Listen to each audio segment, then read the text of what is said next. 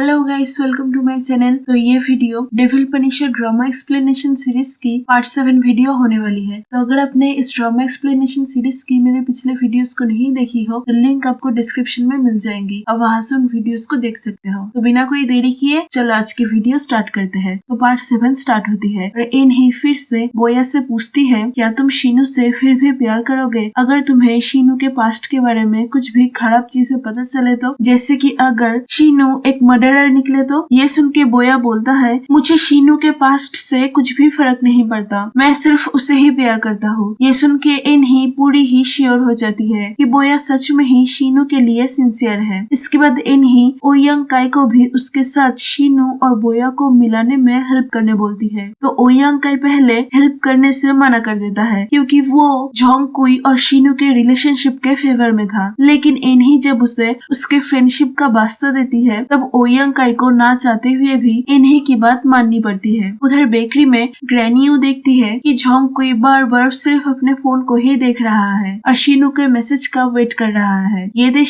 के ग्रैनी खुद ही चालाकी करके जोंग कुई के पास से उसके फोन को लेके शीनू को मैसेज करके उससे बेकरी में आने बोलती है। और उधर शीनू जोंग कुई का मैसेज देख के खुशी खुशी जोंग कुई से मिलने रेडी होके जाने ही वाली होती है, तभी वहाँ बोया आ जाता है और वो शीनू को घर छोड़ने जाने के लिए इंसिस्ट करने लगता है। तो शीनू उसे बोलती है कि उसे कहीं और जाना है, लेकिन बोया उसे बोलता है कि शीनू जहाँ भी जाना चाहे बोया उसके साथ जाएगा। तो ना चाहते हुए भी शीनू बोया को लेकर बेकरी में जाती है, जहाँ जोंग कुई शीनू को बोया के साथ देख के जेलस हो जाता है। तो वहाँ जाके बोया सिर्फ शीनू की तरफ ही देखता रहता है। ये देख के जोंग कुई जेलस होके टाइम को स्टॉप कर देता है और फिर बोया के फेस पे पेन से कुछ ड्रॉ करने जाता है। तभी चेंगहुआंग आके उसे ये करने से रोकता है और जोंग कुई को जल्द से जल्द टाइम को रिज्यूम करने बोलता है। तो जोंग कुई टाइम रिज्यूम करने के लिए तैयार तो हो जाता है, लेकिन टाइम रिज्यूम करने से पहले शीनू को गोदी में उठा के उसके पास खड़ा कर देता है और फिर टाइम को रिज्यूम करता है। इसके बाद शाम को जोंग कुई शीनू को घर लेके जाता है, जहाँ शीनू से बातें करते हुए जोंग कुई को पता चलता है कि इन्हीं कहीं बाहर गई है और इसके लिए शीनू घर में अकेली है। ये जान के जोंग कुई सोचता है कि शीनू को अकेला छोड़ना डेंजरस हो सकता है, इसीलिए वो उस रात को शीनू के घर में ही बिताने का सोचता है और इसलिए वो वहाँ रात बिताने का बहाना ढूंढने लगता है। तो वहाँ रहने का बहाना ढूंढने के लिए पहले वो बहुत सारे कप्स कॉफी पीता है, इसके बाद बहुत सारा खाना खाता है। इन सब के बाद भी शीनू जब उसे घर चले जाने बोलती है तब जोंग कुई बोलता है कि वो नहीं जा सकता क्योंकि बाहर बारिश हो रही है। तो शीनू बाहर देखने जाती है कि क्या सच में ही बारिश हो रही है। तभी जोंग कुई अपने मैजिक से बारिश करवाने लगता है और वहाँ ही सो जाता है। तो जोंग कुई के सो जाने के बाद शीनू उसको सोते हुए देखती रहती है और देखते हुए उसके बहुत ही पास चली जाती है। तभी जोंग कुई नींद से जगता है और शीनू को अपने पास खींच के उसे किस करने ही जाता है। तभी वो दोनों शीनू के फोन के रिंग से डिस्ट्रैक्टेड हो जाते हैं। तो शीनू अपना फोन चेक करती है और जोंग कुई शीनू को बोलता है कि उसके जाने का टाइम हो गया है। ये बोल के वो जाने ही लगता है। तभी शीनू उसे रोक के बोलती है, क्या कल हम दोनों काम खत्म होने के बाद मिल सकते हैं? तो जोंग कुई उसे बोलता है, जरूर, मैं तुम्हारे आने का वेट करूंगा। ये बोल के वो चला जाता है। अगले दिन शीनू जोंग कुई से मिलने जाने के लिए अच्छे से तैयार होने लगती है। तभी उसके पास इन्हीं की मैसेज आती है और वो उसे कॉफी शॉप में मिलने बुलाती है। तो ये मैसेज देख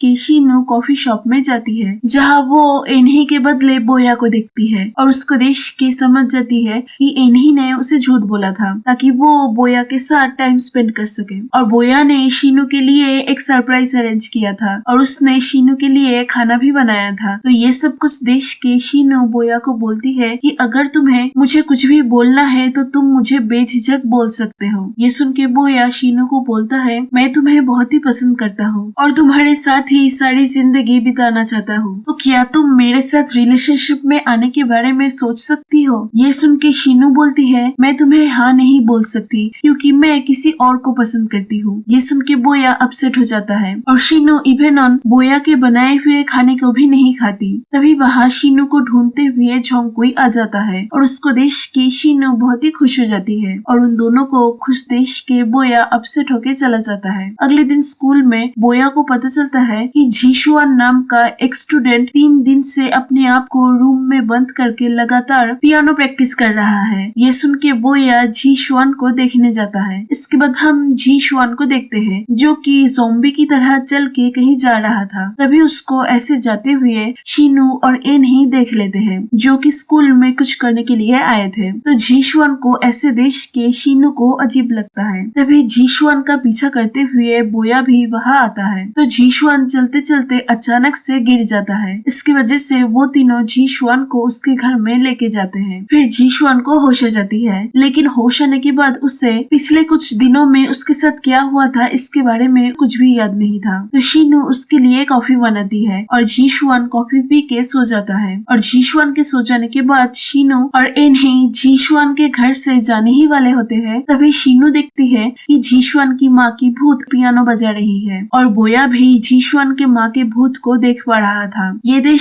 के शीनू बोया से पूछती है, क्या तुम भूतों को देख पाते हो? तो बोया उसे बोलता है कि उसने काउ टीयर को यूज किया है और उसके वजह से ही वो भूतों को देख पा रहा है। उधर जीशुआन की माँ पियानो बजाते हुए देखती है कि उसका बेटा वहाँ नहीं है। तो ये देख के वो गुस्सा होके शीनू और बाकियों से पूछती है कि जीशुआन कहाँ है और वो पियानो प्रैक्टिस क्यों नहीं कर रहा है। ये सुन के शीनू उस भूत को समझाने की कोशिश करती है कि जीशुआन 3 दिन से लगातार पियानो प्रैक्टिस करते हुए बीमार हो गया है और अब उसे रेस्ट की जरूरत है। तो ये सुन के जीशुआन के माँ को लगता है कि शीनू जीशुआन की भलाई नहीं चाहती और ये सोच के वो शीनू के ऊपर गुस्सा हो जाती है और गुस्से में शीनू को अटैक करने ही जाती है। तभी बोया आके जीशुआन के माँ को रोकता है जिसकी वजह से उसको चोट लग जाती है। तो जीशुआन की माँ बोया को हटा के शीनू के ऊपर फिर से अटैक करने जाती है। तभी शीनू झोंगकुई को बुलाती है और झोंगकुई आके तुरंत जीशुआन के माँ के ऊपर वार करता है, लेकिन झोंगकुई को देख कर भी जीशुआन की माँ नहीं रुकती और वो झोंगकुई के ऊपर गुस्सा होकर उसके ऊपर अटैक करने जाती है। लेकिन तभी झोंगकुई को बचाने के लिए शीनू उसके सामने आ जाती है जिसकी वजह से वो अटैक शीनू के ऊपर हो जाती है और शीनू वहाँ ही बेहोश हो जाती है। ये देख के झोंगकुई बहुत ही गुस्सा हो जाता है और गुस्से में जीशुआन के माँ के ऊपर अटैक करने ही जाता है। तभी वहाँ जीशुआन आ जाता है तो झोंगकुई जीशुआन और इन्हीं को वहाँ बेहोश कर देता है और फिर जीशुआन के माँ के भूत के ऊपर अटैक करके उसको भी बेहोश कर देता है। इसके बाद शियाओची वहाँ आके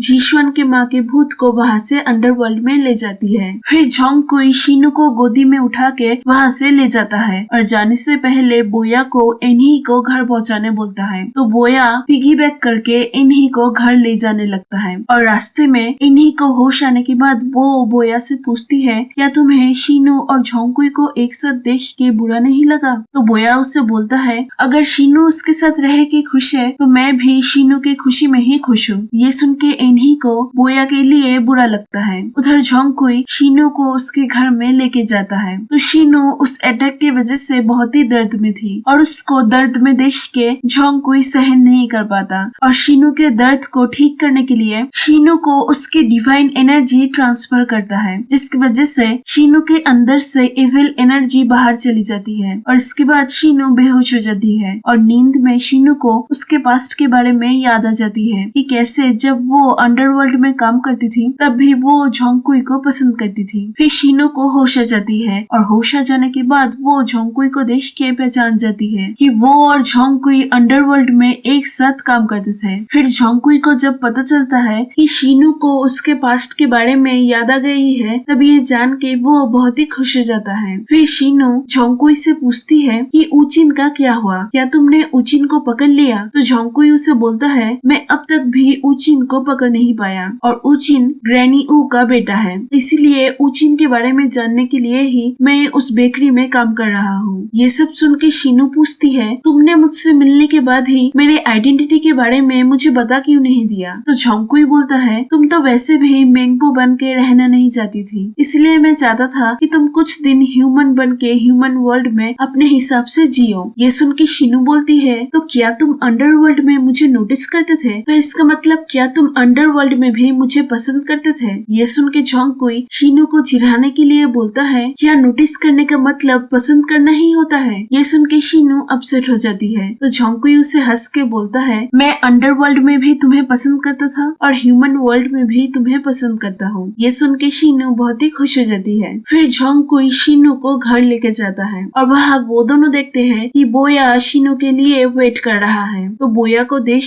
के जोंगकुई शीनू का हाथ पकड़ लेता है और शीनू को बोया के सामने उसका हाथ छोड़ने से मना करता है। तो शीनू जोंगकुई का हाथ नहीं छोड़ती। तो बोया शीनू को देख के उससे पूछता है, क्या तुम ठीक हो? तो शीनू बोलती है, हाँ मैं ठीक हूँ। इसके बाद जोंगकुई बोया से पूछता है, तुम्हें भूतों के बारे में इतना सब कुछ कैसे पता है और तुम भूतों को देख कैसे सकते हो? ये सुन के बोया फिर से उससे वही उसके इंटरेस्ट के बारे में बताने लगता है। तो जोंगकुई उसे स्टॉप करता है। इसके बाद बोया वहाँ से चला जाता है और शीनू भी अपने घर चली जाती है। बोया अपने घर पहुँचता है और वहाँ पहुँचने के बाद ही जोंगकुई जाके बोया के कुछ मेमोरीज को इरेज कर देता है। अगले दिन जोंगकुई शीनू से मिलने कॉफी शॉप में जाता है और उससे सबके लिए कॉफी बनाते हुए देखता रहता है और यहाँ पर ही ये पार्ट खत्म होती है। तो यही थी आज की वीडियो। मिलते हैं अगले वीडियो में। Stay tuned.